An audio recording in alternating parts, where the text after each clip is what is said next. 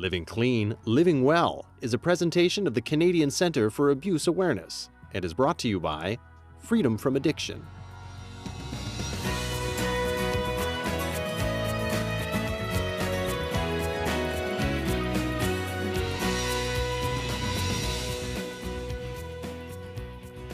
Welcome to Living Clean, Living Well, everybody, on this Sunday night. So glad to have you along. And tonight, I am starting this show out with a big confession. If you are looking at the TV set right now thinking that my face looks like a large red neon sign, you were right. I broke the cardinal rule today. I'm a motorhead, so that means that I absolutely love anything with an engine. So I was down at the Honda Indy today and broke the cardinal rule of even if it is overcast and raining, you can still get burnt.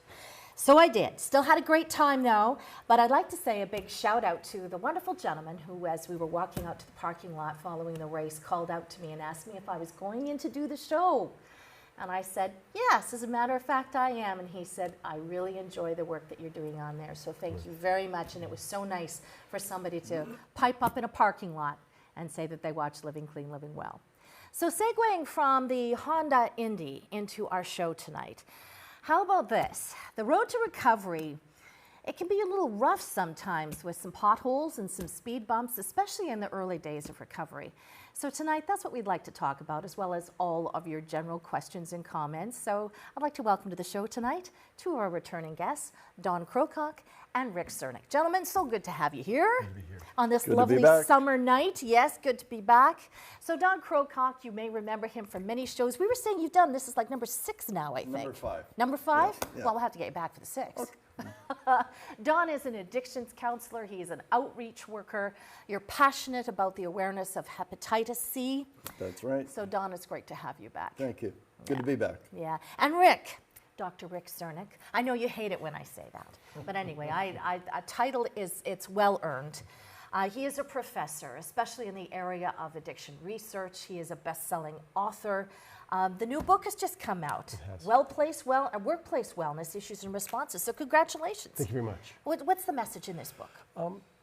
The message is very simple, is that we need to work. I mean, work gives us our meaning of life. It gives us significance. It allows us to contribute, but also the workplace just takes so much from us. And literally the workplace can take all the energy from you and can kill you. So the book talks about all the negative aspects of work and gives some opportunities and examines how to respond to unhealthy workplaces. Because we well know is that people who are in a very stressful workplace, people in an unhealthy workplace, one outcome is addiction. And so it speaks to that and how to overcome issues with that and examine how to create a healthier workplace. Boy, we could do an entire show on that, couldn't we? Absolutely. There's show number 6, Don. Okay. There we go. Actually, I have a background in EAP as well. Oh, do you really? Yes, I do. Okay. Before we get going on our topic for this evening and to take your phone calls, a little selfish moment for me. 18 years ago tonight, I married the most wonderful man in the world. Oh. So big happy anniversary to my wonderful husband, Gary. Thank you, sweetheart. It's been a great 18 years, and I'm looking forward to 50 more. Happy anniversary, Gary. Teresa? Me too. Teresa, yeah. So any birthdays, anniversaries, shout out to loved ones, anybody you want to talk to? Well, yeah, for once, that would be great. I would like to shout out to my family, my wife, Lori, my sons, Cody and Dylan, my future daughter-in-law, Vanessa. And all my friends, those of you who are probably going to be seeing this sometime later, because I know you're already in bed. So, as long as but they a shout watch. out, in particular, though, a shout out to my clients. If any of you are in front of a TV and watching this, love y'all. Ah, thanks. How about you? My mom Violet's watching. Hi, Mom. I always want to do that on Hi, TV. And my partner's Hi, Mom. my partner's asleep. But I also want to say thanks for everyone staying up and watching this. And please, if there's issues tonight, do give us a call. We're here to talk to you and talk on your behalf. Yeah, and the last time that Rick and Don were on the show, I've got to tell you folks, the phone lines lit up right from the moment it seemed that we got on the air right until the very end, and that was great. That's what this show is all about, is you phoning in and contributing as well, because really you're the other guest that we have on every Sunday night. So as always, we like to kick things off by talking about certain things, but don't forget, any general questions on addictions and substance abuse, that's what else we're here for. You don't have to stick to topic here. If you're looking for some help, if you're struggling, maybe you, a family member, we're always here. Don't be afraid to pick up that phone. At the beginning of the show, I was talking about the road to recovery, and Dawn, you were especially interested in the about the early days, and you mentioned the words shame and guilt. Can you expand upon that? Yeah, sure. I think one of the problems, or one of the things that's perhaps common to all of us in early recovery, and as you remember, and for those that haven't seen me on your show before, 21 years ago, a little over 21 years, I found recovery. But before then, I was, extremely out of control, and had been for quite a few years. But when I got serious about recovery, I quickly realized that there were some issues that I needed to deal with in order to really allow myself the freedom to move on. And I think it's something that's, obviously become apparent to me, through dealing with clients, but also dealing with or finding friends in 12-step rooms and things like that when I was in early recovery myself. And shame and guilt are two issues. I speak every 3 weeks at the Casson Day Treatment Program in St. Catharines. And shame and guilt is a topic that I bring up every time. And the reason being is that it's something that is common to all of us in early recovery. There are always issues that need to be dealt with and need to be put in their proper place. And quite, to get right to the point, I guess, for me, guilt issues are things that we naturally feel emotion about over real things, tangible things that we've done, and we own those things. We own the feelings, and given that it's what I call they're objective issues, really, things that can be dealt with and are capable of healing and moving on. Mm-hmm. When, for me, the whole concept of shame is a little more subjective, if you will. It's a little more based on conceptual things as opposed to anything really solid. So by that I mean you can take an issue, and quite frankly, for me, shame is what I think that you think about me or something that I've done. So when I explain it to you that way, right away Rick smiles, because that's what I mean by the subjectivity of it, that it's not based on anything real. It's based on misconceptions, fears, and all those things, the issues that build into my insecurities. Yeah. And you carry it, but other people don't see it in you. You think they see it in you. And other people probably don't even agree with you. But, we have a way, because of the, self-persecution and things like that, that we really blow it out of proportion. So I think that's one of the things that, certainly counseling and effective counseling, or having somebody that is mentoring you, whatever, sponsor. I think it's something that needs to be done, needs to be dealt with, and brought into some sort of reality outlook so that you can move on. It's a huge issue. And shame, if somebody can't face their shame, it's enough to send you back out. I see many a relapse caused by shame. And sometimes people just feel it's easier to numb rather than deal with it. And Rick, from an academic point of view, your thoughts? We've got this idea that when you stop drinking, everything's going to be better. When you stop drugging, life's going to change. And it's going to be a straight line. With a straight line down and a straight line up. And that's just not the reality of the situation. There were, as you say, bumps and turns. I know you were at the Indy and you were stuck in traffic coming in today. And so recovery is that traffic jam that you're driving down a major highway. It's suddenly you're flying along and a construction jam comes up and you stop dead. And you think, I'm never going to move forward again. But you don't. If you continue on your plan, there's always movement forward. I mean, in academics, is that we don't use a straight line model. We use a spiral model. And so sometimes you move forward, sometimes you take a step backwards, sometimes you take a leap, and then there's this, oh, I don't quite get it. But that's all natural, this moving forward. It's like using your car gears. Sometimes you're in first, sometimes you're in reverse, and sometimes you're lucky and put into fourth, but never stays in fourth. And so the notion of moving slowly forward, as long as you're moving forward. But if you lapse, you've already learned so much, and this is your shame piece. People go, oh, I've been clean sober for 3 months. I've had a drink, I've had a toke. Oh, it's all over again. It's not. What happened? Why did you use? What were the triggers? What were the emotional pieces? Yeah. And how do I avoid that so I can keep moving forward and go back into first gear? Wonderful. And on that note, we're going to take our first break on Living Clean, Living Well. Like I thought, the phone lines have lit up. So thank you, folks, for your patience. I wanted to let Dawn and Rick express themselves about certain things, and I'm glad that we got our discussions in. Now it's your turn. So our fast break, and when we come back, we're going to hear from April, Rick, and Carolyn.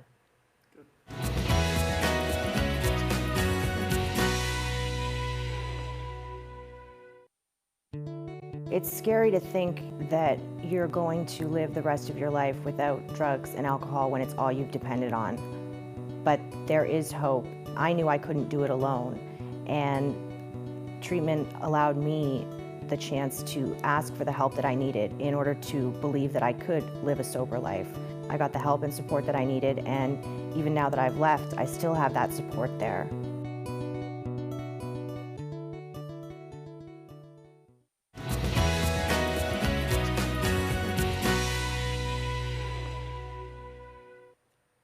Welcome back to the show. Don't forget, we've got Recovery Day celebrations happening all month long, right across this great country of ours in the month of September. So Recovery Day coming to a city near you. We are going to be expanding this. I hear there are even a few more cities that are going to be taking part. So we are going to be devoting the entire month of September to Recovery Day here on Living Clean, Living Well. So lots to come in the weeks ahead.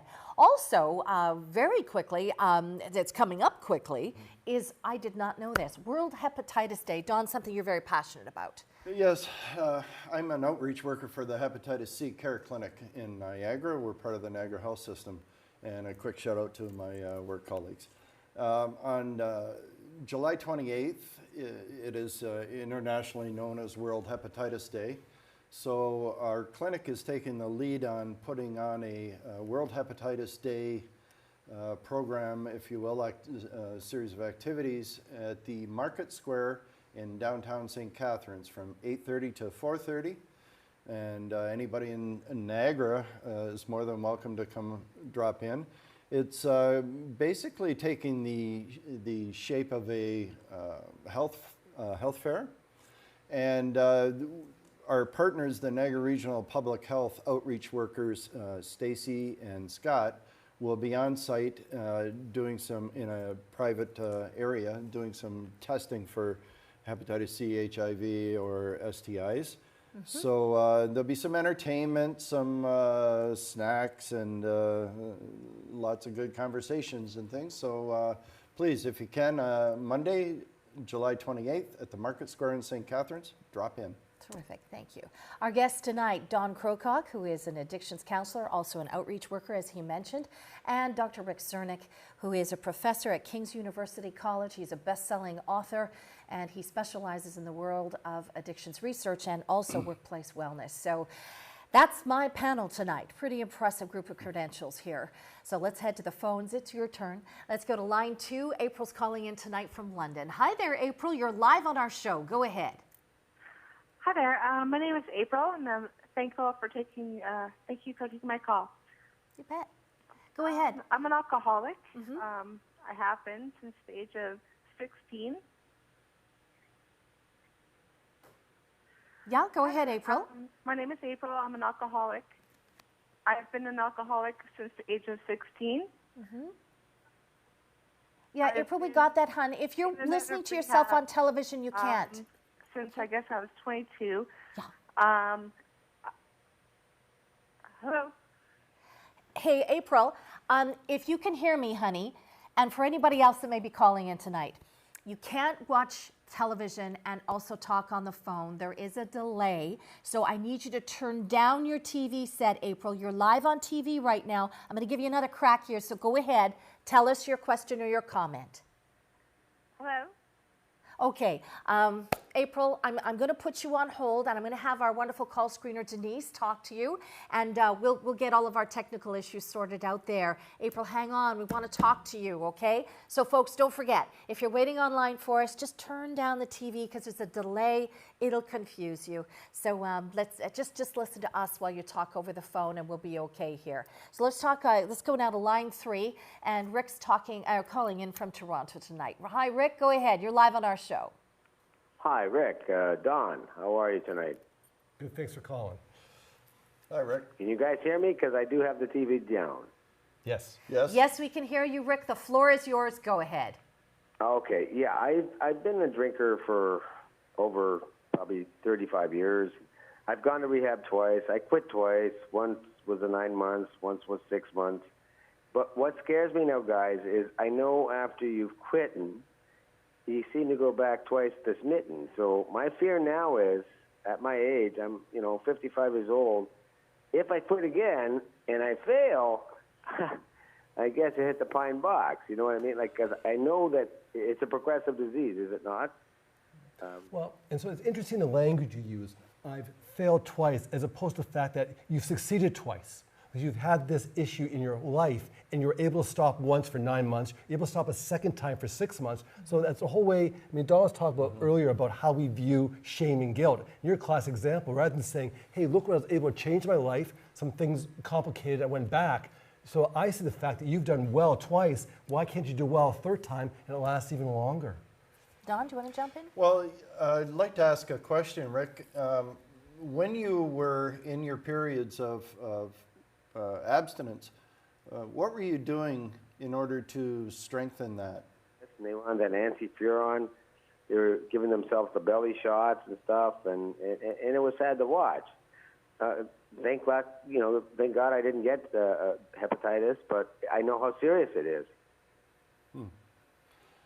Yeah, I think we missed a bit there, maybe, on that call.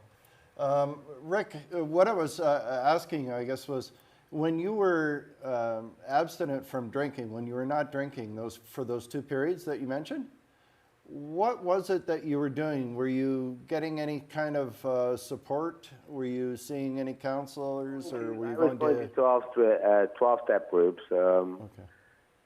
I'm not going to be shy. It was the AA I was involved with.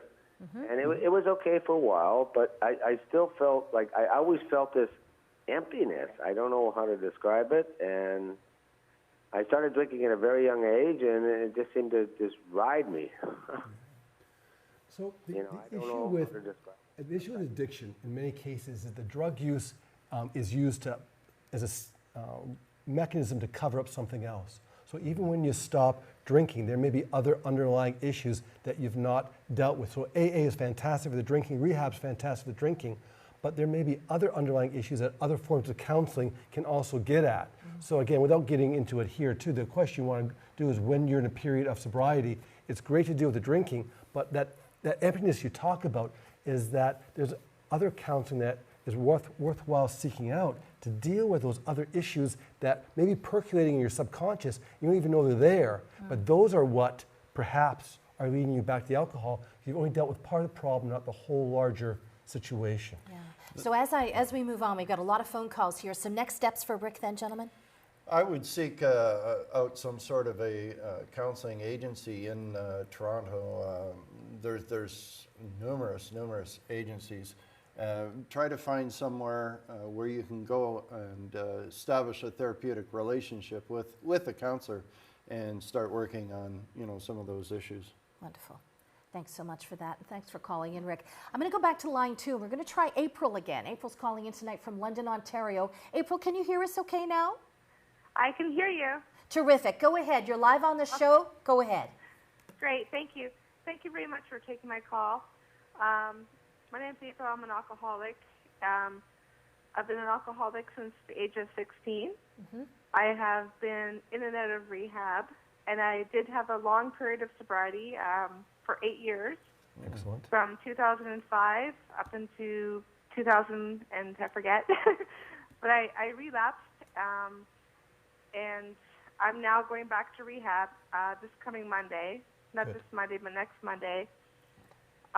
It's been a really, really hard road, and my friends and family and my boyfriend and my loved ones have really exhibited tough love, and they've basically cut me off, and I'm having a really, really hard time with that. And I've been to AA, and I understand tough love is important, but I'm just so full of fear, and I'm so full of anger right now, and I don't really understand the whole tough love concept, and it's hurting me, it's hurting my soul, and I'm reaching out, I'm trying to get help, and I don't know what to do.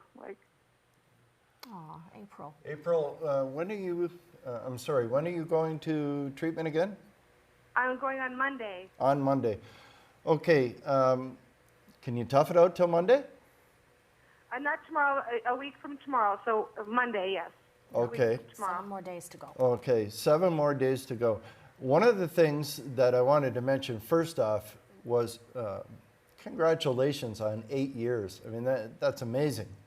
You know what? I went through somewhat of a similar situation, and however, my period of sobriety was a lot shorter than that, and I ended up going back to treatment again, and basically from there never looked back. But I like to say that I liked treatment so much that I decided to go back again. And of course, that's a little bit of addict humor there, but I think you probably know what I mean. But here's the thing, you know how to succeed. You've done it. Right now, it's all about you and you taking care of you. You doing the things that you need to do for yourself, and quite honestly, tough it out for a week, get into treatment, and then blossom.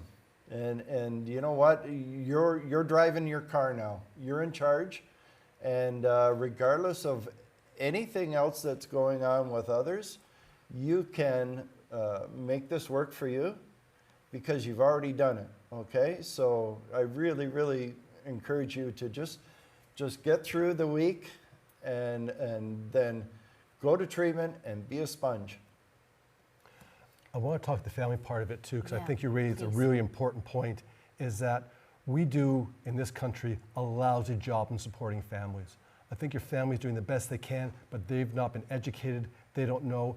Tough love has its place, and I mean, if you watch TV shows, you watch media, that's wonderful, but we really look at a much different way.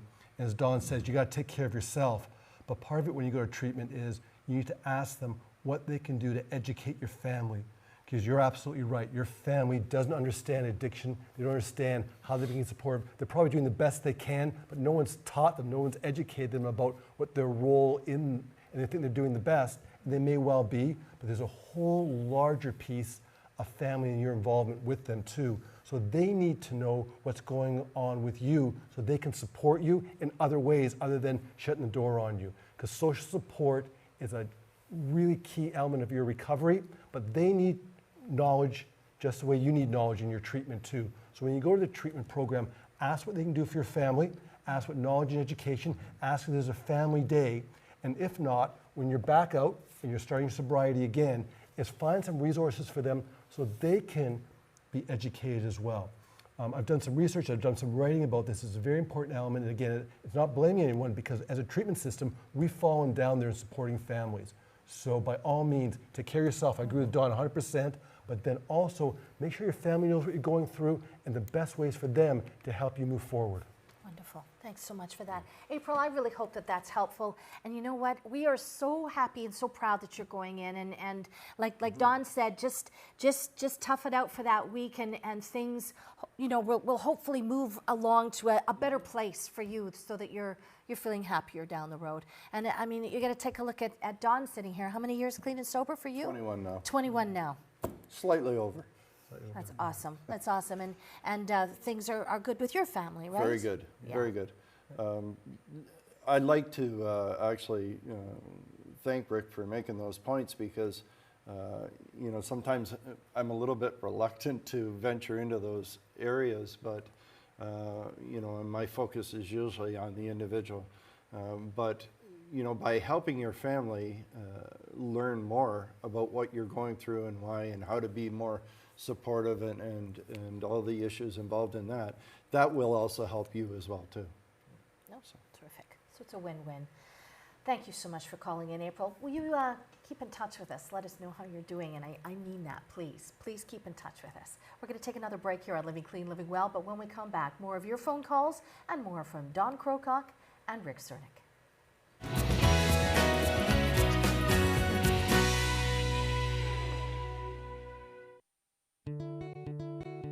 I've been through multiple treatment centers with my addiction, fighting it for the last 10 years, 17 detoxes, 3 different treatment centers.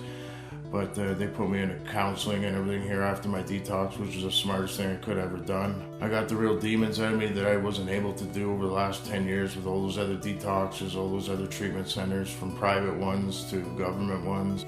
And this place has actually given me my life back.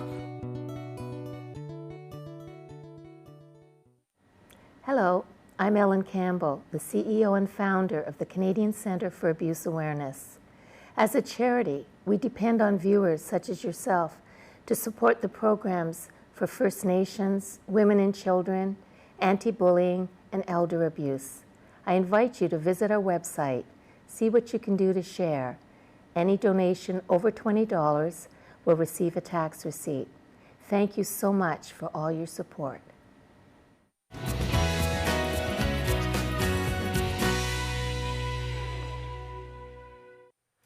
Welcome back to Living Clean, Living Well. Just before we get back to more of your phone calls, we've got Carolyn and Joe hanging on the line and being very patient. I'd just like to tell you about a good friend to this show, and hopefully a good friend to you in the recovery community. It's called Recovery Wire Magazine. Editor-in-Chief Dee Christensen does a great job, and she was telling us just not even a month ago that she's got some fantastic contributors and writers that are going to be coming in to do more with her magazine. It is filled with excellent articles and